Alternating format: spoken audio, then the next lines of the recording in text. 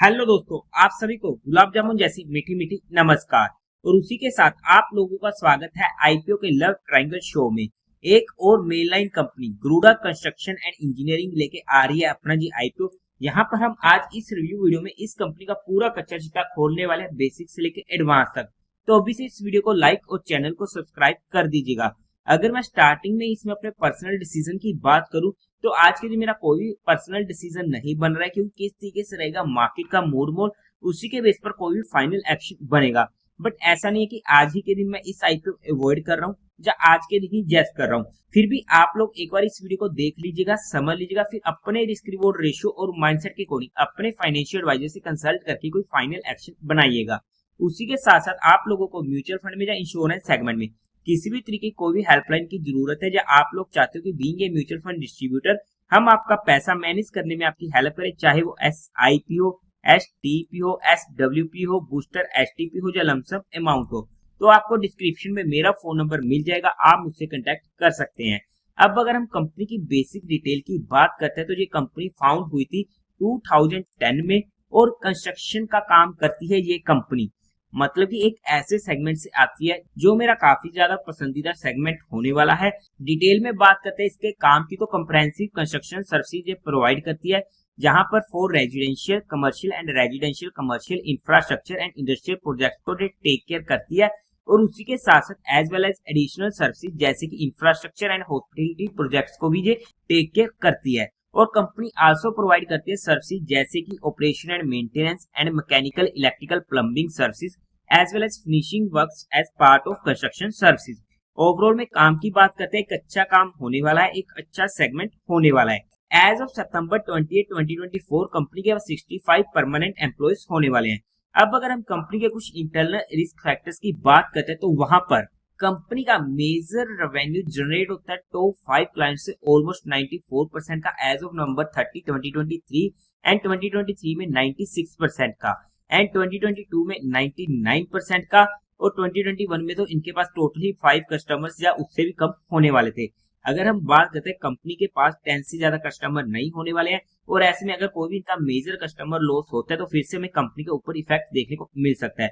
In short company के पास customers की हमें यहाँ पर कमी देखने को मिलने वाली है। कंपनी में हमें back to back negative cash flows देखने को मिले हैं, जो आप यहाँ पर चेकआउट कर सकते हैं। और आप लोगों को पता ही है जो इंफ्रा का काम होने वाला है वहां पर हमें सिग्निफिकेंट वर्किंग कैपिटल की रिक्वायरमेंट होती है, और वहां पर कंटिन्यूसली आउट कैश फ्लो होता रहता है। और ऐसे में अगर इनके पास कैश की दिक्कत आती है तो वहां पर इनके काम के ऊपर इफेक्ट हमें देखने को मिल सकता है। कंपनी का खुद का रजिस्टर्ड ऑफिस नहीं होने वाला है, और वो लाइसेंस या फिर लीज बेसिस पर लिया गया है। यहाँ पर हमें एक एडिशनल पॉइंट देखने को मिला है कि कंपनी ने कंप्लीट किए थे many project since Inception, but वहां पर उनकी मिसप्लेसमेंट हो चुकी है या डॉक्यूमेंट्स लॉस्ट हो चुके हैं ड्यूरिंग ऑपरेशन।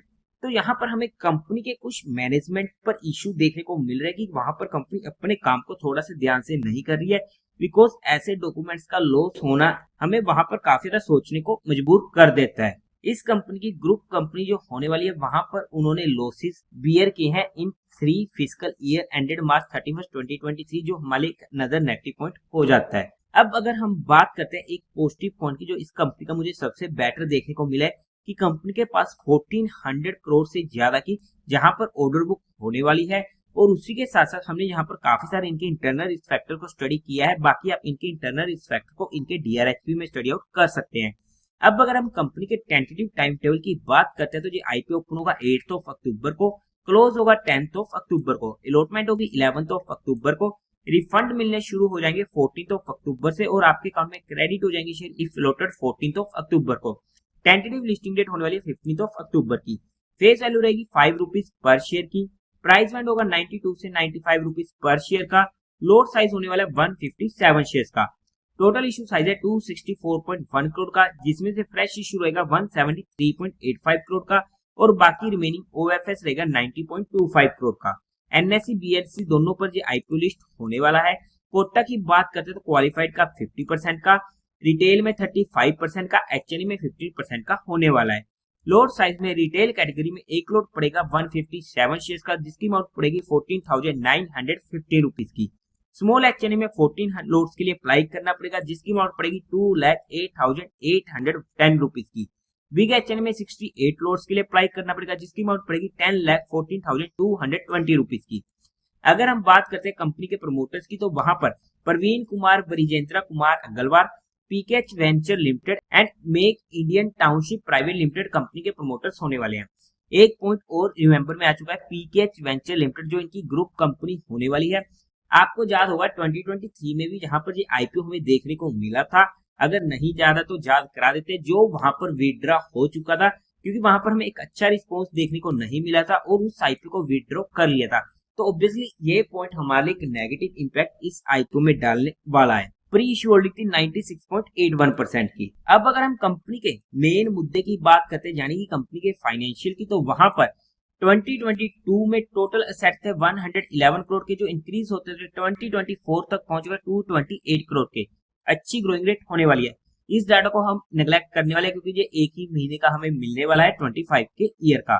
रेवेन्यू की बात करते हैं, 2022 में था 77 करोड़ का, 2023 में 161 करोड़ का, बट 2024 में एक डिप देखने को मिला छोटा सा 154 करोड़ का। ओवरऑल में अच्छी ग्रोइंग रेट होने वाली है। प्रॉफिट आफ्टर टैक्स 2022 में था 18 करोड़ का, 2023 में 40 करोड़ का, 2024 में डिप देखने को मिला 11% का 36 करोड़ का। ओवरऑल में अच्छी ग्रोइंग रेट है। नेटवर्थ 119 करोड़ की, रिजर्व एंड सरप्लस में 81 करोड़ का, टोटल बोरोइंग्स कंपनी का 0.15 करोड़ की होने वाली है। हाउ एवर 2023 से 2024 में हमें छोटा सा डिप देखने को मिला है इनकी टॉप लाइन और बॉटम लाइन में, बट अगर हम 2022 से 2024 में देखते हैं तो अच्छी ग्रोइंग रेट होने वाली है। ओवरऑल में फाइनेंशियल्स की बात करते हैं तो ऑब्वियसली इस डी ग्रोथ को हम नेग्लेक्ट नहीं कर सकते, तो उसकी वजह से जहां पर हम ओके कंपनी के फाइनेंशियल बोलेंगे। अब अगर हम कंपनी के ऑब्जेक्टिव की बात करते हैं तो इनको वर्किंग कैपिटल की रिक्वायरमेंट है। Second, general corporate expenses and unidentified inorganic acquisition इनको करनी है। अब अगर हम कंपनी को फंडामेंटली चेकआउट करते हैं तो मार्केट कैपिटलाइजेशन है 883.9 करोड़ की, आरओई 36% का अच्छा है, आरओसी 46% का अच्छा है, रिटर्न ऑन नेटवर्थ 30% का अच्छा है, प्राइस टू बुक वैल्यू 5.97 की, प्रॉफिट आफ्टर टैक्स मार्जिन 23% का काफी अच्छा है, ईपीएस प्री आईपीओ 4.87 की, पोस्ट आईपीओ 4.52 की काफी ज्यादा कम है, पी प्री आईपीओ 19.49 की, पोस्ट आईपीओ 21 की।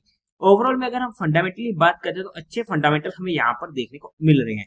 अगर हम पीयर टू पीयर कंपटीटर्स की बात करते हैं तो वहां पर पीएसपी प्रोजेक्ट 20 का पी, कैपासाइट इंफ्रा प्रोजेक्ट 23 का पी, वेस्कन इंजीनियरिंग 22 का पी, अल्लू वाली कॉन्ट्रैक्ट 23 का P, BI Kashyap and sons 48 का पी। अगर हम इसकी जीएमपी की बात करते हैं तो आज के टाइम पर इसका जीएमपी 23% के करीब का हमें देखने को मिल रहा है। और अगर हम वैल्यूएशन वाइज बात करते हैं तो based on the this 1 month अगर हम 2025 को लेकर चलते हैं तो उसके बेस पर तो जी आईपीओ हमें महंगा देखने को मिल रहा है, बट अगर हम 2024 के बेस पर लेके चलते हैं तो उसके बेस पर भी ये आईपीओ हमें महंगा आते हुए देखने को मिल रहा है। बट हमने यहाँ पर सिर्फ कंपनी को education and learning perspective study किया है, किसी भी तरीके कोई भी इन्वेस्टमेंट टिप या एडवाइस नहीं है।